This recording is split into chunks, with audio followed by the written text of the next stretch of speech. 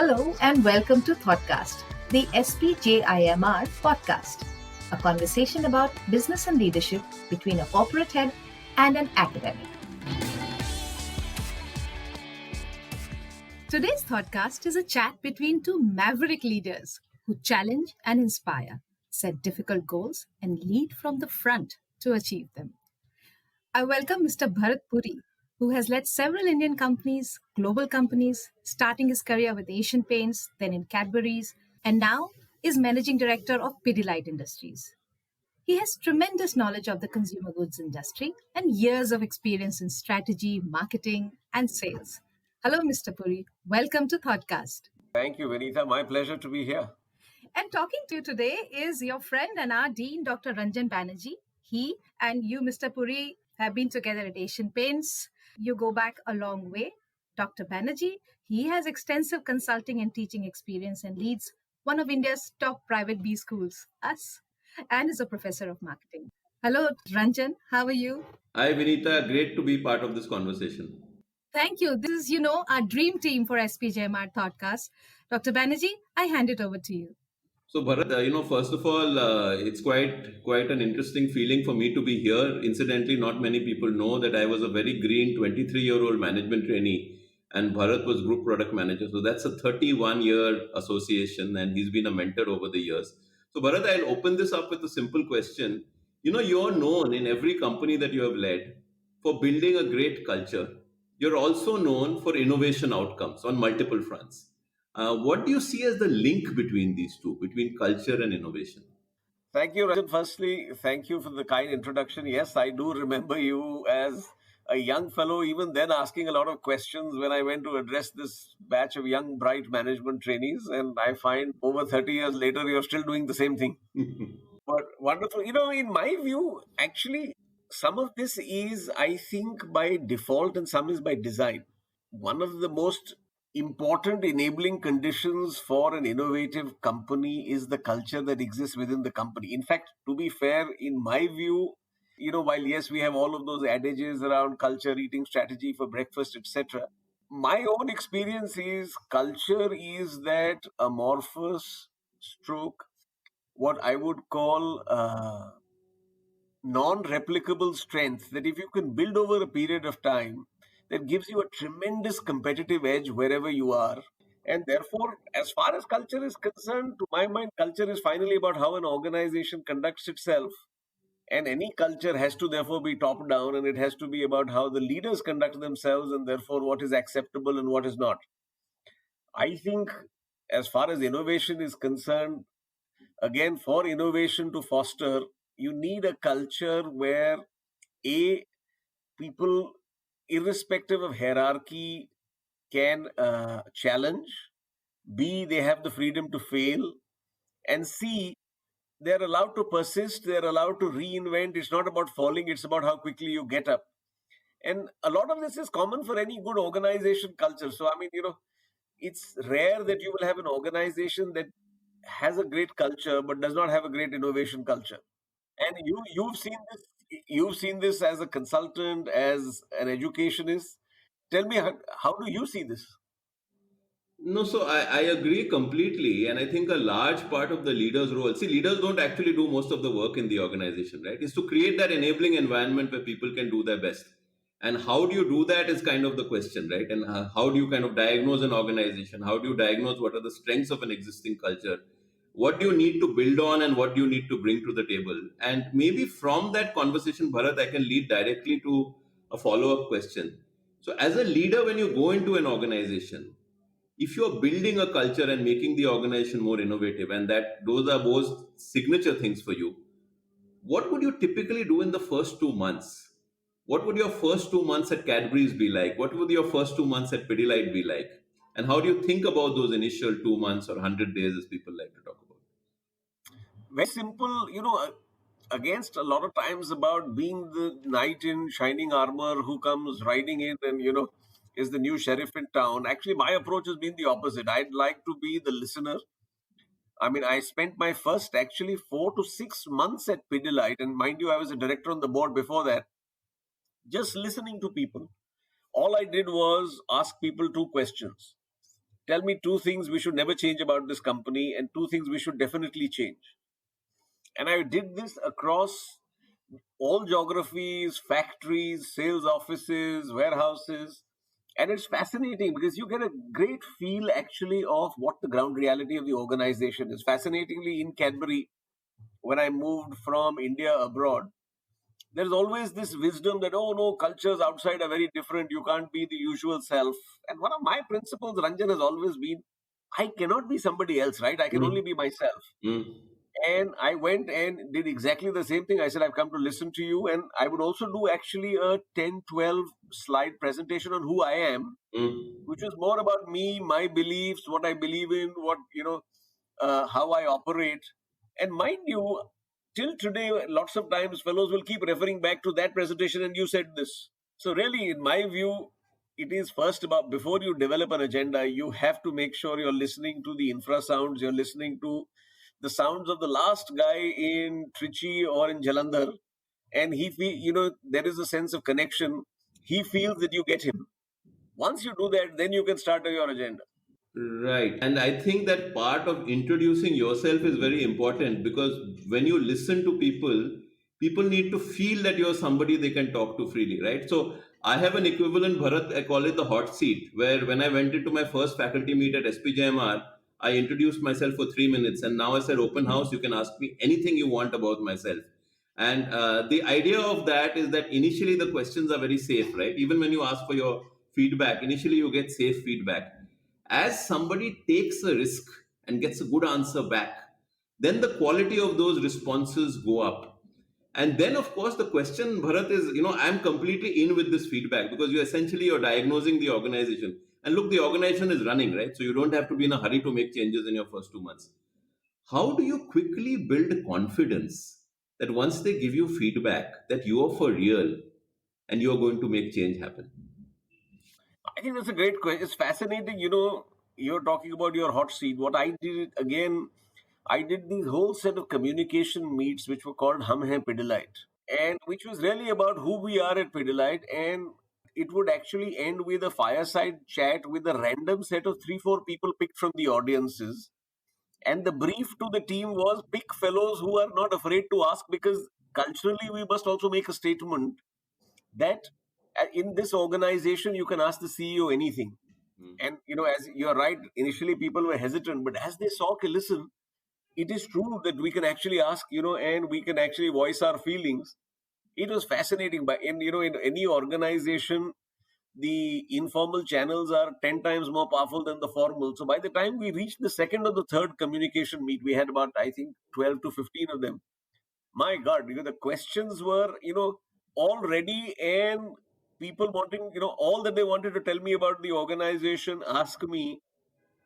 I actually learned in the first 4 to 6 months and answered. Then, therefore, building on your question, I think in this, having listened to all of this, I actually went back and said, guys, this is what we are going to do. There are some things that are going to change in the next 30 days. Lots of small hygiene factors. What happens in an organization that gets large is a lot of times you don't realize that, your policies have outgrown the environment, your own size, etc. And therefore, those are the easy, low hanging fruit, as I call it.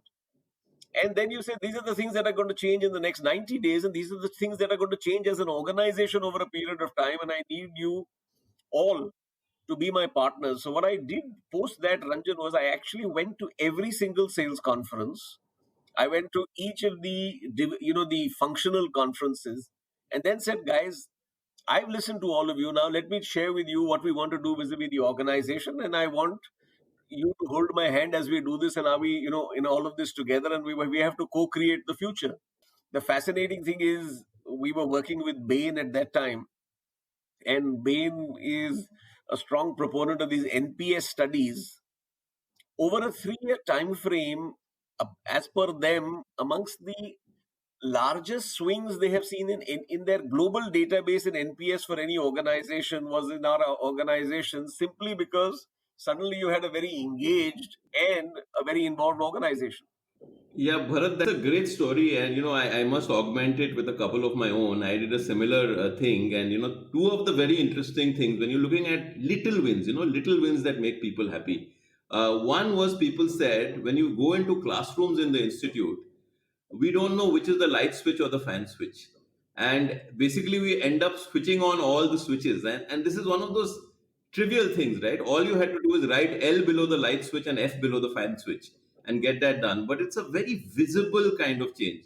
The second change, of course, is I had made the mistake of talking about the smell of the place. And at that some point in time, some of our toilets were not well ventilated. So people were complaining about a very different smell of the place.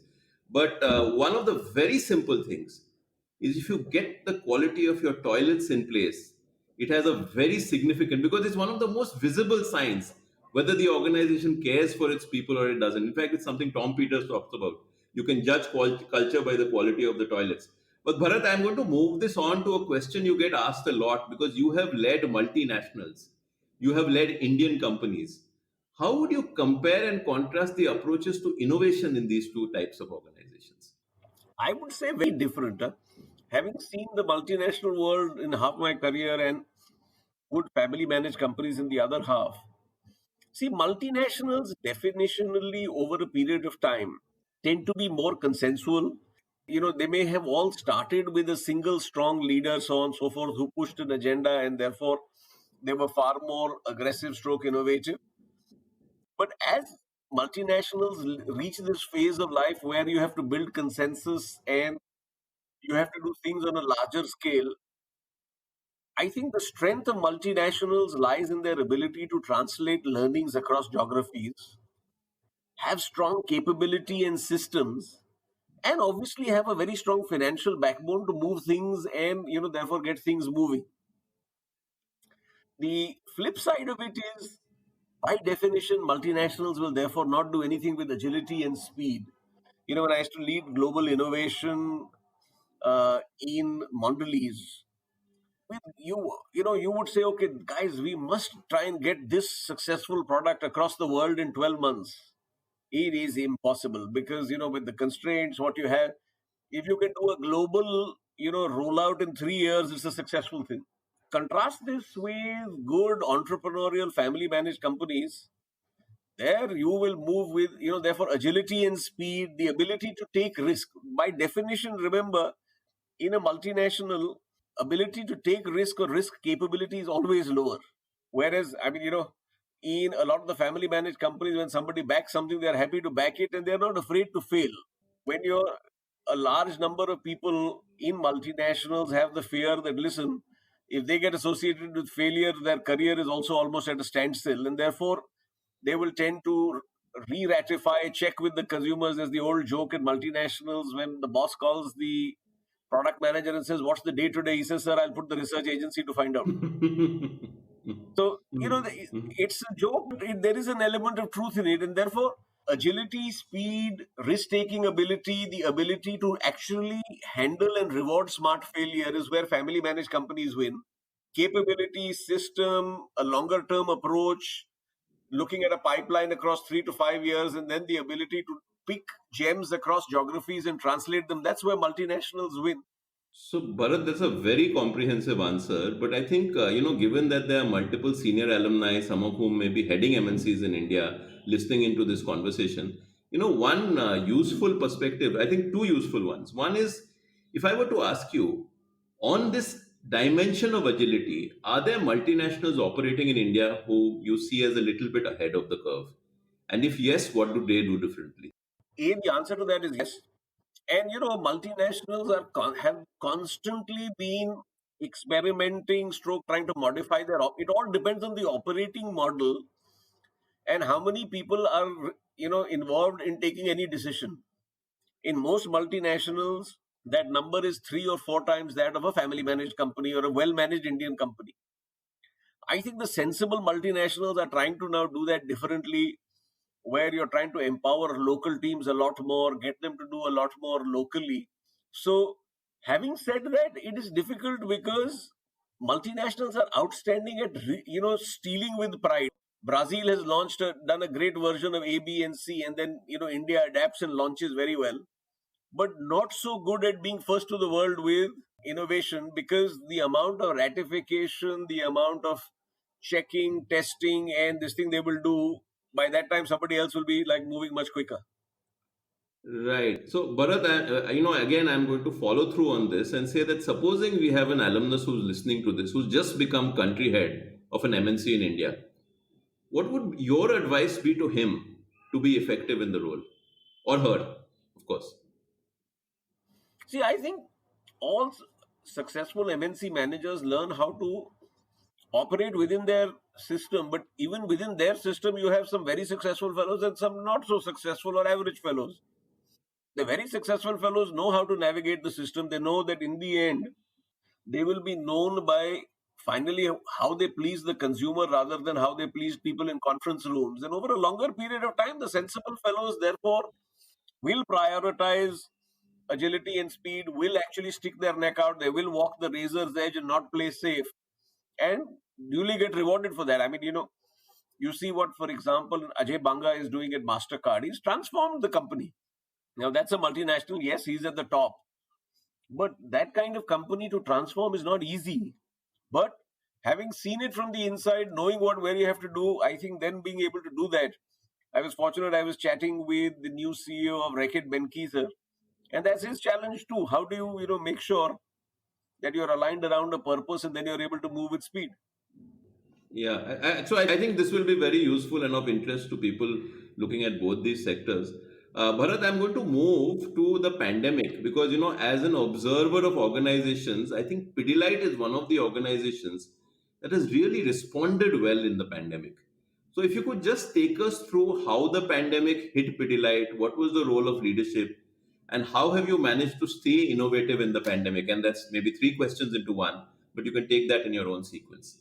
I think that's a great question. See, obviously, this pandemic and now it's been repeated ad infinitum. Nobody was prepared for, right? Everybody thought it's going to go away in 15 days, 1 month, 2 months.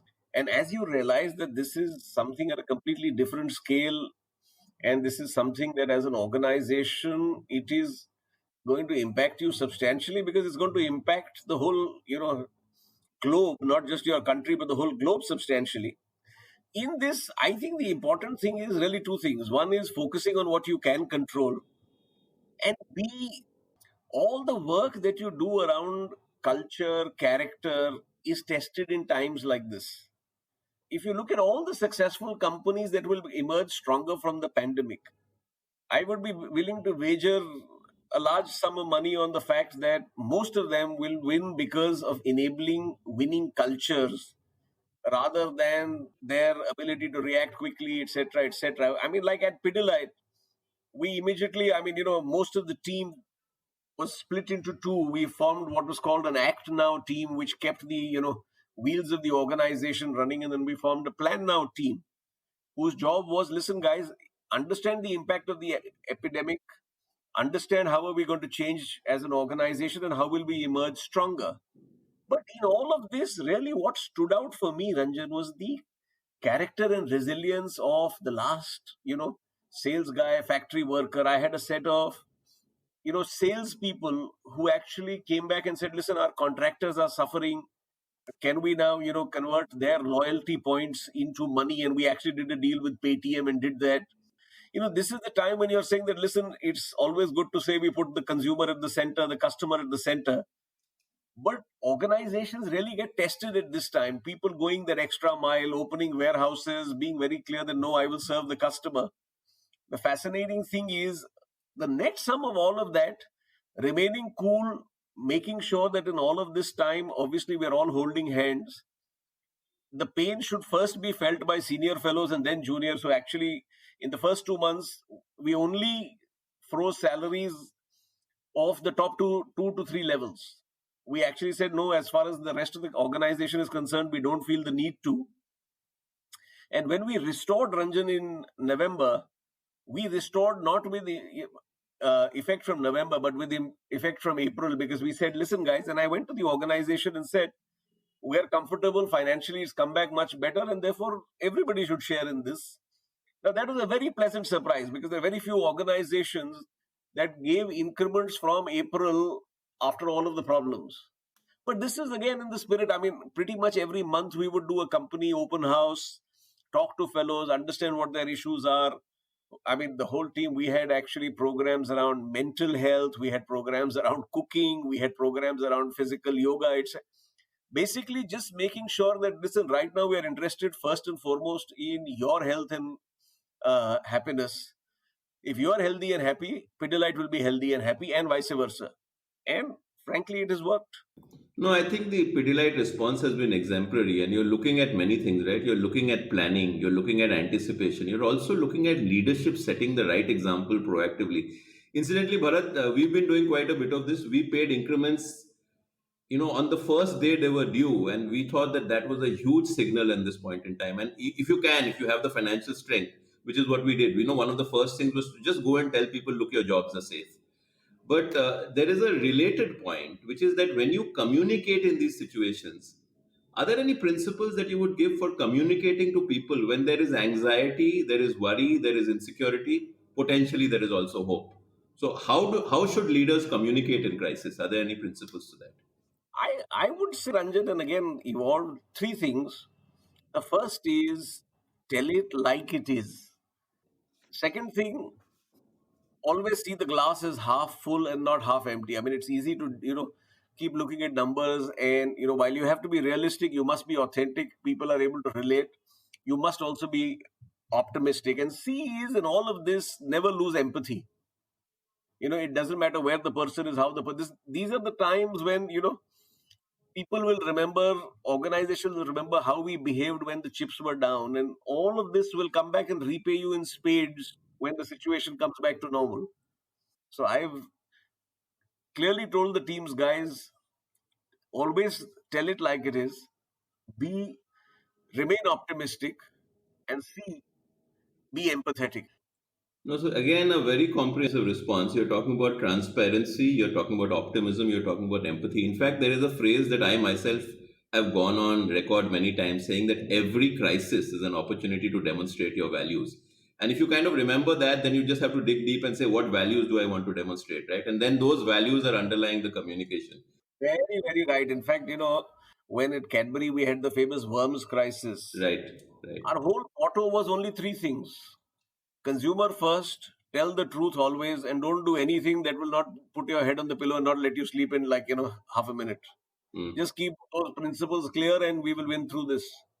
Right, right. So, so Bharat, building on this, so I think you've had this example of managing crisis in Cadbury's coming out very successfully in Pidilite. Within Pidilite, are there any innovations that arose out of this phase that you think will benefit your business even post pandemic? And is there an anecdote you'd like to share related to that? It's fascinating. I mean, while everybody talks of the digital world, one of the innovations that has emerged is digital influencer meet. I mean, my teams are now regularly doing carpenter, mason, plumber meets digitally. Now, if somebody had told me this a year back and said, you can get a set of carpenters and they're going to sit and listen to you digitally and you're going to have this, virtual meet. We've not had one, two, or we've had few hundreds of each. I mean, therefore, the whole pivot of the organization digitally, the fact that I don't think ever any of at least our organization is going to go back to a full physical world. There is no need. I mean, it is proven that you can work equally from home. Yes, you still need to build collaboration. You still need to build a certain amount of bonhomie, and therefore you will go to the famous digital world. But the fact of the matter is how well the organization has managed to acquit itself while working virtually has been and it's all again, my IT team came back and said, there's going to be a shortage of these things. I'm hiring 200 laptops. I'm doing, this is when culture comes in, where we were quick off the blocks. And I think 3 months into the crisis, actually, Microsoft came and told us that we want to feature you in a worldwide publication of the great users of Teams because your company is doing 10,000, I had some ridiculous number of meetings and so on. And we said, listen, we are happy being under the radar.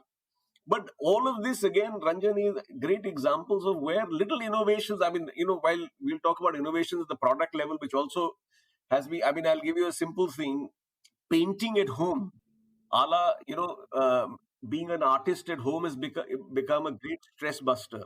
We pivoted, we changed our hobby colors portfolio, we worked that because while children's stationery has been suffering, actually, this business has been going through the roof. So it's again, little innovations and people again remaining close to the consumer and customer and acting quickly. that has made a tremendous amount of change. No, and I think, we return to the question we asked at the beginning, because each of these examples are showing you that when you have a culture where individuals can take ownership, treat it as their company, and do things, then things happen quickly. In our own institute, we started teaching online Bharat in 7 days. In 7 days, two faculty called a meet, said, "This is what we are going to do." We just allowed them to do it, and the entire institute was teaching online. And the second example related very much to your carpenter meet. Earlier when we used to have visiting faculty, we would say bring in somebody from the US, put them up at the Marriott for 3 weeks. Then all their classes would be conducted in that 3 week kind of window. While here today, for any class, I can source a visiting faculty from across the world on Zoom for 20 minutes. And all of that goes together. So I think we are seeing the link fairly consistently.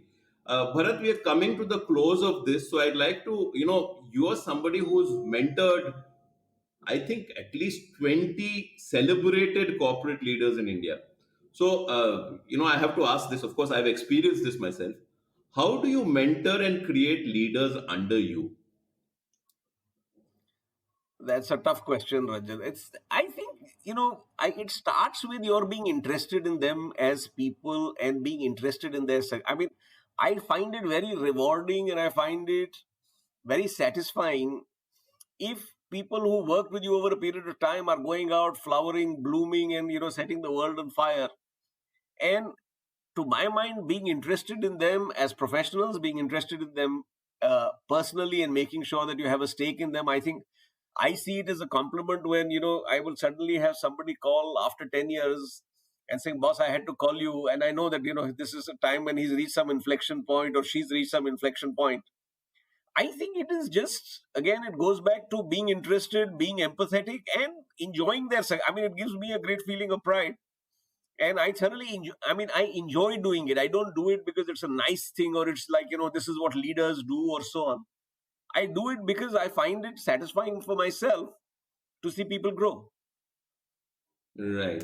And when I see I mean, the amount of times I quote SPJIMR and say, listen, look at what Ranjan has done in the time that he's been there, etc., with the sensor. Now, I have nothing whatsoever to do with the success of SPJIMR, but there is a lot of pride in the fact that somebody who you have literally seen grow, and I say this, humbly, that it's wonderful to have seen the way you've grown as a professional, the way you've grown as an educationist. And if one has played a little part on that, it's more satisfying for me rather than anything else. Right. And I think this is for the group as such. One of the things that set Bharat apart is that as group product manager of a company, he would go up to a management trainee after a presentation and spend that 5 minutes. And if you were the kind who took that advice to heart, that advice would make a difference. I remember one of the things Bharat had told me long, long ago, and because I was this guy who would wear sneakers to formal presentations.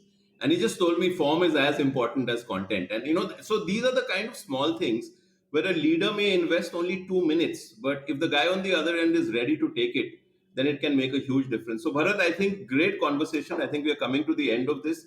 I'd welcome any closing thoughts, but for me, what has stood out is that you have linked culture, innovation, and the demonstrated values of the leader on an everyday basis.